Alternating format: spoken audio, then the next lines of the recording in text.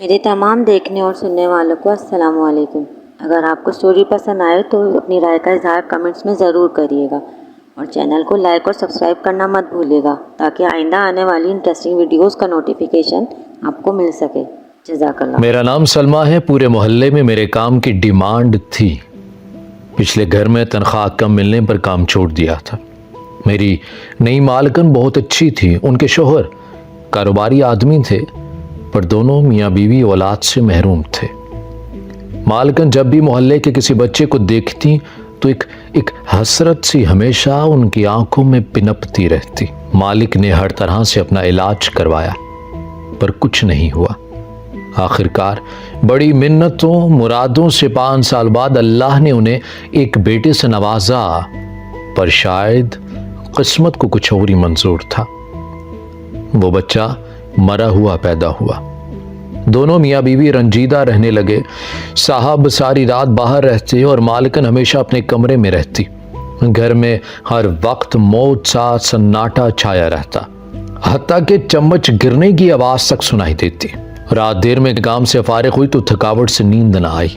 جسم کی سستی دور کرنے میں صحن میں آ بیٹھی، پر اچانک میری نظر مالکن پر پڑی جو رات کے اس پہر کہیں جا رہی تھی۔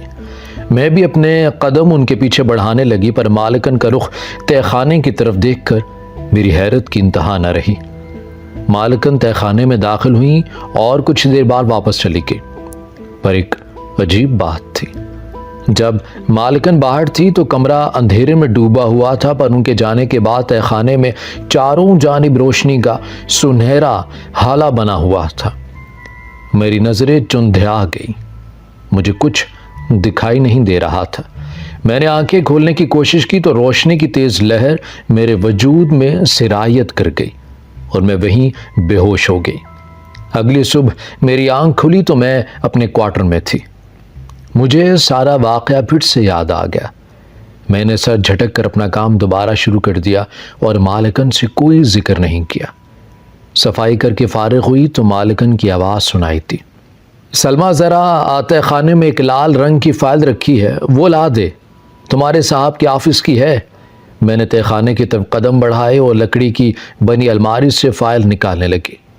تبھی میری نظر اس صندوق پر پڑی جو مسلسل ہل رہا تھا۔ صندوق کے حرکت کرنے پر میں ششدر سی دیکھتی رہ گئی۔ وہ صندوق دیکھنے میں کافی پرانا معلوم ہو رہا تھا، تالا بھی زنگ آلود تھا۔ میں نے اپنی آنکھیں مسلی کہ شاید میرا وہم ہو، پر صندوق کے درزے اب بھی اسی طرح ہل رہے تھے۔ میرا دل خوف سے کانپ اٹھا۔ صندوق کیسے حرکت کر سکتا ہے؟ میں الٹے قدموں سے باہر کی جانب دوڑی اور مالکن کو آواز دینے لگی۔ مالکن میری آواز سن کر باہر آئی تو میں نے انہیں صندوق کا واقعہ بتایا۔ مالکن میری بات پر زرد پڑتی تو مجھے ڈانٹنے لگتی، کیا بکواس کر رہی ہے تم؟ ایسا کچھ نہیں، اتنے سالوں سے ہم یہاں ہیں، ایسا کچھ نہیں ہے، اور تم فضول کی باتیں، ہمیں ڈرانے کی کوشش مت کرو۔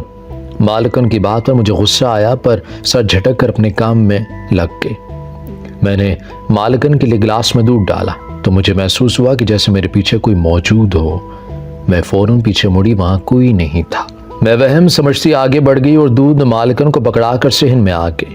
میں نے اپنے دھلے کپڑے سکھائے اور سارا کام نپٹاتے مجھے رات کا 1:30 بج چکا تھا۔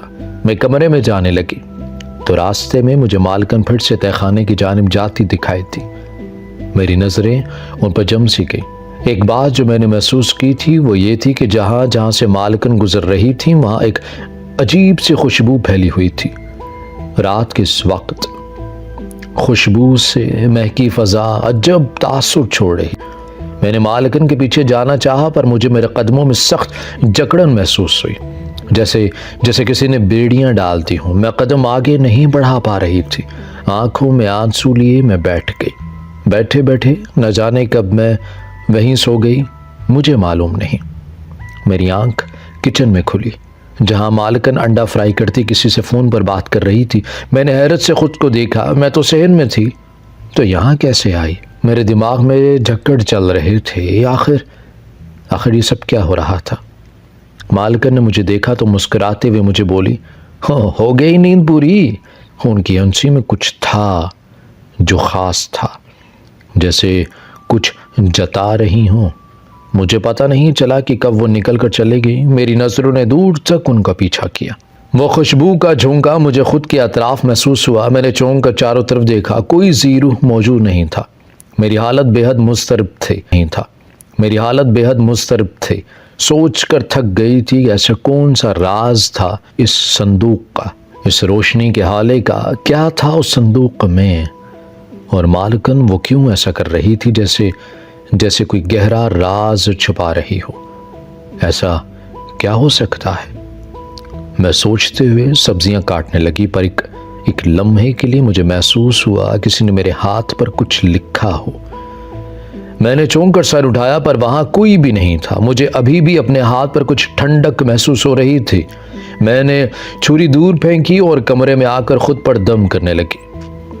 میں نے خود پر دم کیا اور کپڑے دھونے چلی گئی۔ میری حالت کسی قیدی کی طرح ہو گئی تھی جو سوچوں کے بھنور میں قید تھی۔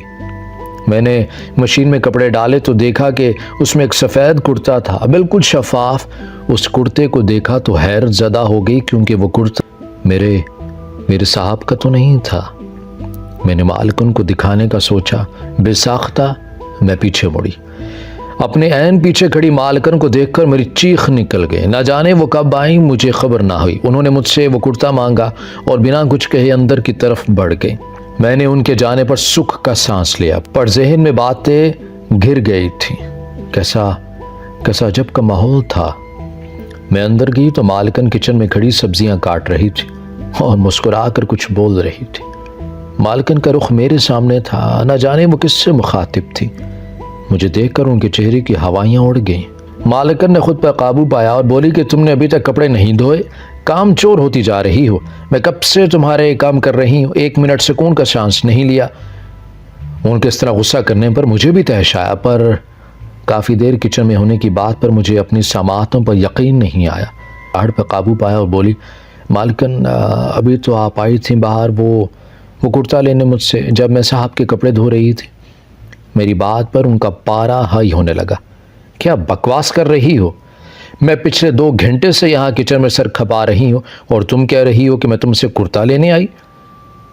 بی بی تمہارا بلڈ پریشر لو ہو گیا ہے، تبھی بہکی باتیں کر رہی ہو۔ مجھے تمہاری دماغی حالت پر شبہ ہے، جا کر چیک اپ کرواؤ اپنا۔ مالکن مجھے سنا کر اپنے کمرے میں چلے گئی۔ میں وہیں سر پکڑ کر بیٹھ گئی۔ یہ میری زندگی میں کیا ہو رہا ہے؟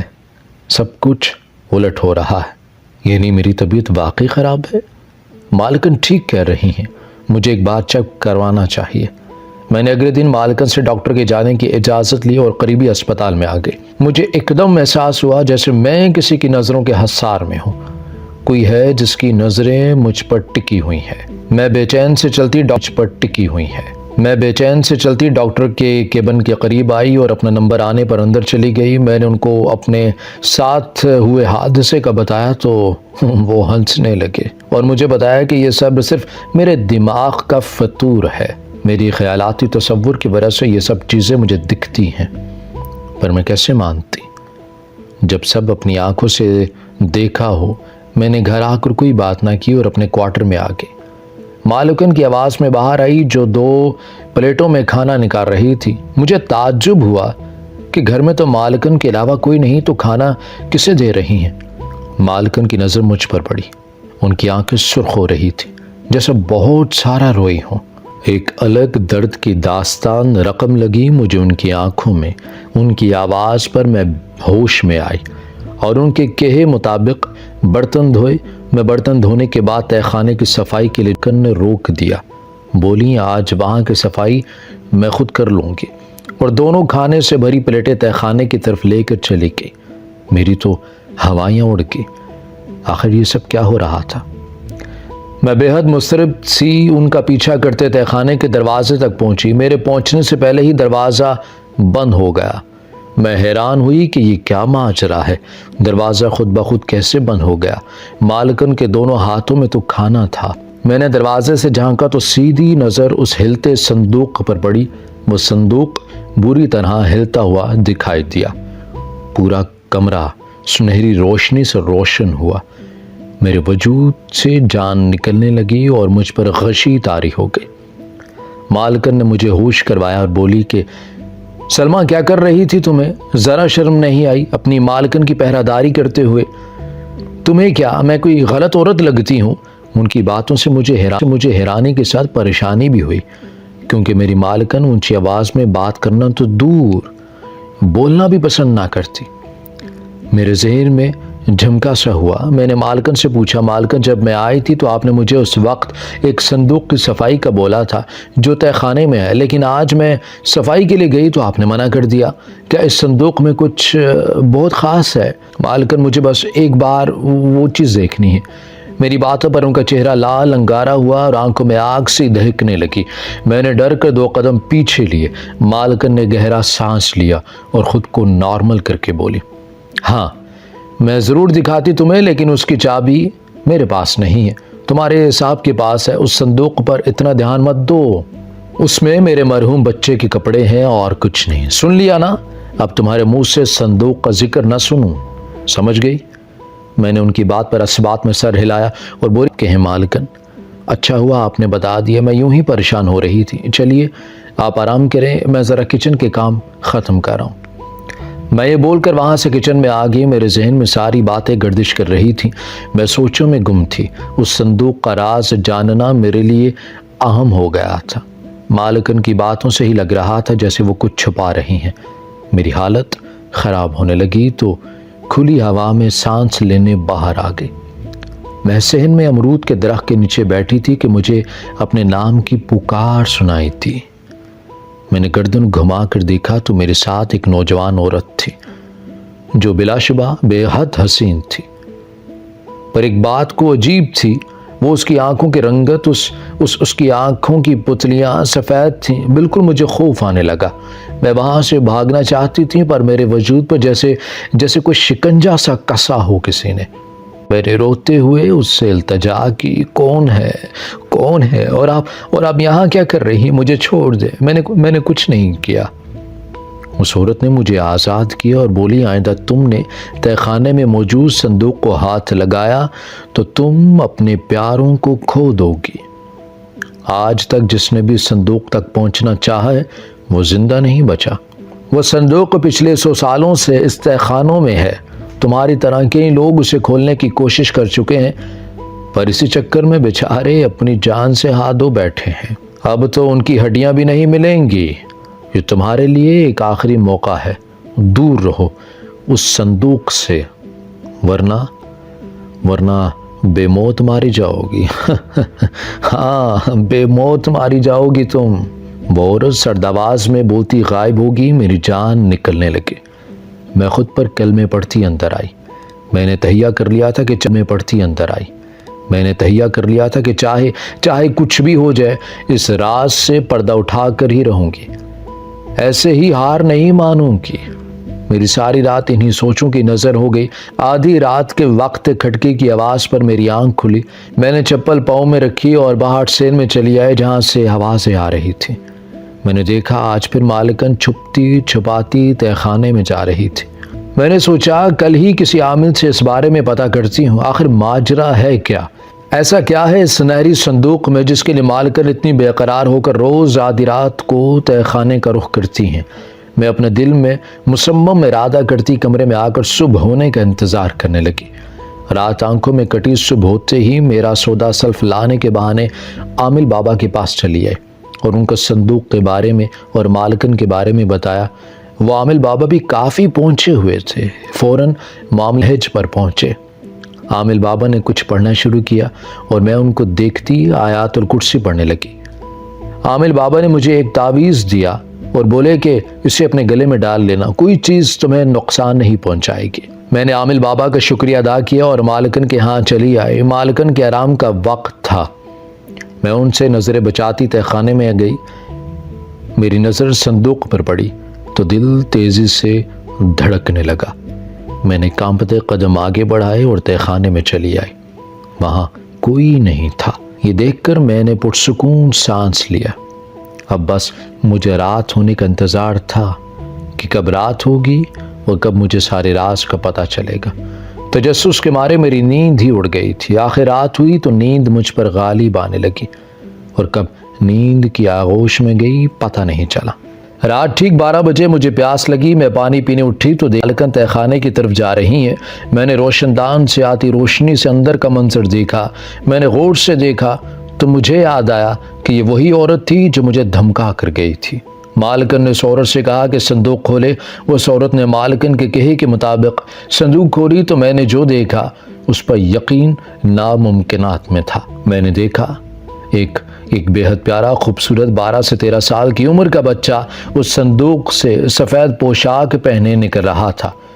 وہ بچہ بے حد پر اسرار تھا، اس کی مسکراہٹ میں کشش تھی۔ وہ بچہ میری مالکن کو ماں کہتا ان سے لپٹ گیا۔ پر یہ کیا؟ اس بچے نے میری مالکن کو محسوس کیا، پر میری مالکن اس بچے کے وجود کو محسوس نہیں کر پا رہی تھی۔ مالکن اس بچے کو دیکھتی جاتی اور روتے ہوئے اس سے باتیں کرتی جاتی۔ میری حیرت زدہ بند آنکھوں سے اس ملاپ پر آنسو بہنے لگے۔ یعنی یہ بچہ اور وہ عورت کوئی اور نہیں بلکہ جن زادے تھے۔ مالکن اس بچے سے روز ملنے تہہ خانے میں جاتی تھی۔ ممتا کی بھوک اور تڑپ نے انہیں اس بچے کی طرف راغب کیا تھا، پر آج جس شدت سے وہ تڑپ کر اسے پکار رہی تھی، اسے سن کر مجھے تکلیف نے آ گھیرا۔ میری مالکن بار بار یہی الفاظ سے دہرا رہی تھی، میرا بیٹا مجھے چھوڑ کر مت جا۔ میں سالوں پہلے یہ دکھ جھیل چکی ہوں، اب نہیں جھیل پاؤں گی۔ ان کے رونے اور آہوزاری پر وہ بچہ ان کی گود میں لیٹا اور بولنے لگا، ماں میں تو ہمیشہ آپ کے ساتھ رہوں گا، چاہے آپ کے پاس رہوں نہ رہوں۔ ماں مجھے بہت تکلیف ہوتی ہے اس صندوق میں آزاد ہونا چاہتا ہوں اس صندوق سے، لیکن آپ کی محبت سے نہیں۔ میری دعا ہے کہ خدا آپ کو جو مجھ سے بھی بہتر ہو۔ ان کے رونے میں مزید اضافہ ہوا اور آخر وہ فیصلہ کرتی اٹھ کھڑی ہوئی۔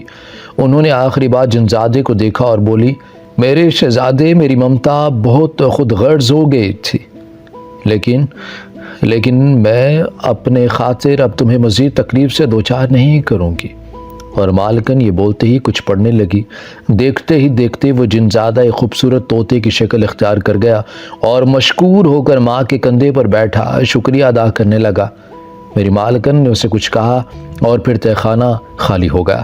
وہ صندوق، وہ عورت سب غائب ہو گئے۔ میری مالکن وہیں بیٹھی روتی رہی۔ میری آنکھ جھٹکے سے کھلی، میرا پورا چہرہ آنسوں سے بھرا ہوا تھا۔ کتنا درد تھا، ایک ماں تھی نا۔ واقعاً اولاد کا درد انسان کی زندگی کی تمام آسائشوں پر بھاری ہے۔ میری مالکن شاید مجھے دیکھ چکی تھی، تبھی انہوں نے مجھے اندر بلایا۔ میں خوف زدہ ہو گئی، مجھے لگا وہ مجھے بھی کچھ کر دیں گے۔ میری طرف مسکرا کر دیکھا اور بولیں کہ ڈرو مت، میں کچھ نہیں کہتی تمہیں۔ جاننا تھا نا اس صندوق کا راز تو میں بتاتی ہوں۔ میں اپنی ممتا سے جنگ لڑتی تھک چکی تھی۔